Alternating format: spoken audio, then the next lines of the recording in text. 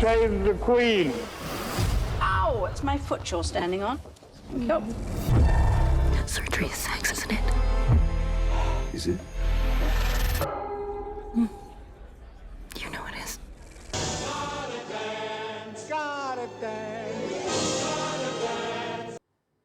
From a documentary about Her Majesty the Queen to a sci-fi horror blending sex and surgery, welcome to our show dedicated to cinema. I'm joined by our film critic, Lisa Nesselson, who is fresh from Cannes, or maybe not so fresh. Not so fresh. Lisa, it's not every day that a reigning monarch celebrates a Platinum Jubilee. In fact, Queen Elizabeth II is the very first to do so, and her 70 years on the throne get the documentary treatment in Elizabeth, A Portrait in Parts. It's going to have a short theatrical release here in France and in other territories, and then head straight to streaming in most countries. What can you tell us about it? Well, you know, back in 2006, I heard Stephen Frears introduce his film The Queen, starring Helen Mirren at the Chicago Film Festival. And he said something that I found very profound. He said, "She has been there my entire life. She has always been there. She was born in 1926, and she's had her current job since 1952. She's a real person, but she's also an embodiment of tradition."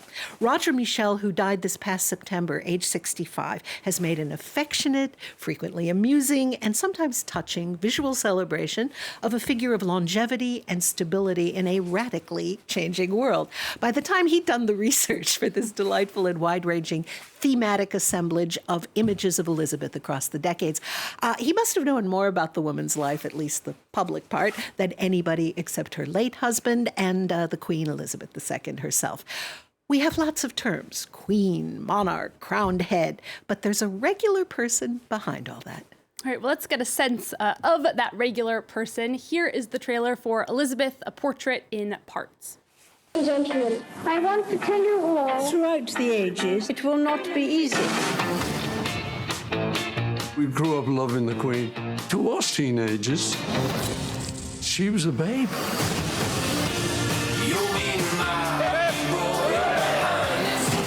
Get up!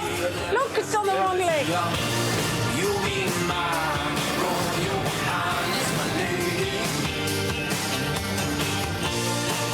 With the tongue.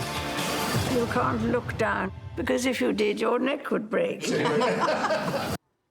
And if you go, be sure to stay in your seat until the very, very, very end of the credits. You may not get a knighthood, but you will be rewarded. Ooh, good tip, Lisa. All right, next we're going to talk about a film that had its world premiere in Cannes and is on the French screens. David Cronenberg's Crimes of the Future. It has some star power. It stars Viggo Mortensen, Léa Seydoux, and Kristen Stewart. Tell us more. Well, David Cronenberg, who quipped that at age 79, he's actually older than the festival itself, announced 8 years ago that he wasn't going to make any more movies. And I'm so glad he changed his mind, because I really enjoyed this. Shot in Athens, it's the dystopian tale of a near future when human beings no longer feel pain and are starting to evolve in some interesting directions in order to adapt to ambient debris. Mortensen and Seydoux play a couple of performance artists. She's a surgeon on the side, and that turns out to be a handy skill because his body is producing entirely new internal organs. So far, they've been removing them, sometimes as part of public performances. But could it be that those surprise growths might serve a useful purpose if allowed to take hold in human bodies? Well, the film has an eerie mood and a distinctive production design. Let's take a look and hear from Viggo Mortensen about director David Cronenberg's vision. It is time to stop speaking.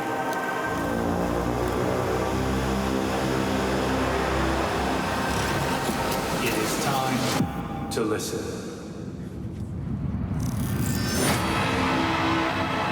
It is time to stop seeing. It is time to stop speaking. It is time to listen. Listen, listen, listen, listen.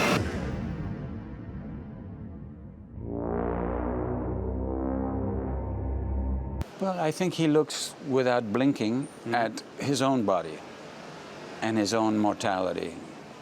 And he allows us, if we are open to it, to look at ours as well and think about the consequences of aging and decay and death. And what does that mean? It's inevitable. And you can either have fun with it, have a sense of humor, and provoke thoughts by facing it honestly about society and how we coexist with each other. Now, it's worth noting that Cronenberg is Canadian, and he's shown a number of films in competition over the years at Cannes, hasn't he? Oh, you bet. Canada has given the world such singular talents as Cronenberg and Adam McGoyan, and that's without even getting into Joni Mitchell and Neil Young. I can still remember the feeling of delicious discomfort in the auditorium at the world premiere in Cannes of Cronenberg's Crash back in 1996. It's about a group of frosty people who derived sexual pleasure from car wrecks, mangled bodies. It's a masterpiece. And while not a Cannes contender, Videodrome was way ahead of the curve on how moving images and screens would basically get the upper hand over mere mortals. All right, Lisa, speaking of Cannes, you have just gotten back from your 34th trip to the film festival. What can you tell us about this 75th edition? Well, you know, last year, friends and neighbors wanted to know why Julia Ducournau's body horror movie Titan had won the top prize. I still don't have an explanation for that, but this year, people are asking me whether I thought the surprise speech from Ukrainian President Volodymyr Zelensky was appropriate as part of the festival's opening ceremony. As special guests go, it was very impressive, and his speech was brilliant. He's a showman as well as a very dedicated leader. Cannes manages to balance splashy premieres of crowd-pleasing films, such as the wildly entertaining Top Gun Maverick and the dazzling Baz Luhrmann film Elvis, with more specialized fare. Joining the small club of directors with 2 palms, such as the Dardenne brothers of Belgium, is Ruben Östlund of Sweden, who won a few years ago with his merciless satire of the art world, The Square. He won it again this year for his merciless satire of how empty-headed models, paid for their physical beauty, don't have any practical survival skills in Triangle of Sadness. And that term refers to the spot between one's eyebrows where wrinkles may appear, meaning that, you know, your baby smooth skin days are over and your modeling career is on the wane. Well, let's take a look at this year's Palme d'Or, Triangle of Sadness.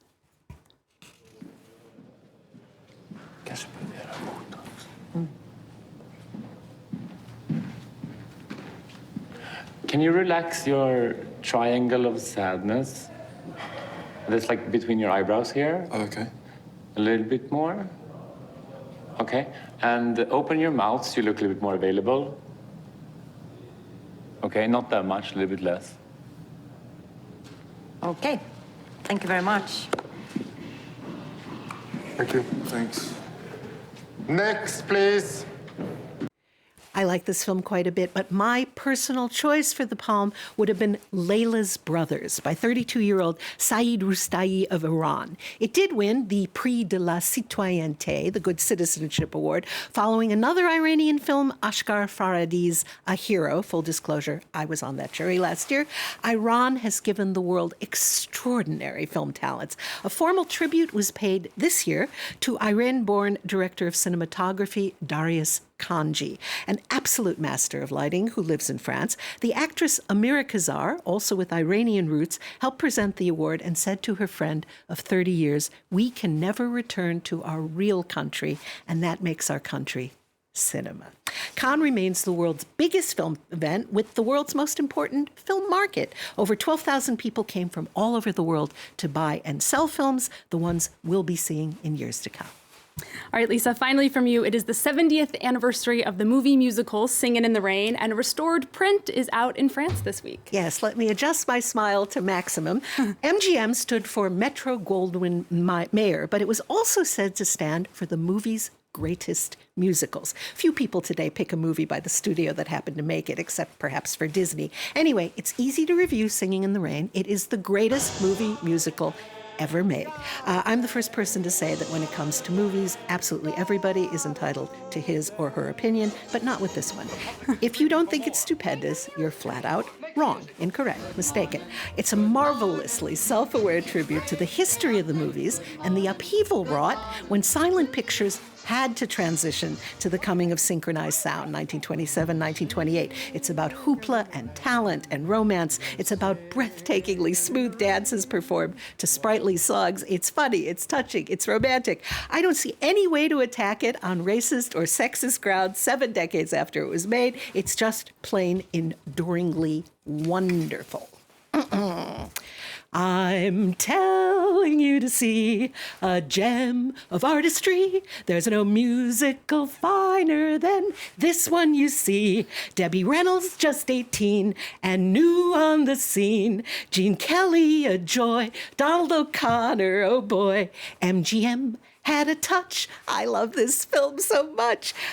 Go see it or else you're a bad such and such. There's no cause to complain. It's a cure for all pain. See Singin', yeah, singin' in the rain. Lisa, that was amazing. If there is a remake, you are replacing Gene Kelly. We'll go out singing once more with the greatest movie musical ever made. For more culture news, you can check out our website. There's also Twitter, Facebook, and Instagram. And there's more news on France 24 coming up right after this. Singing in the rain, just singing in the rain. What a glorious feel, and I'm happy again. I'm singing and dancing in. The show must go on.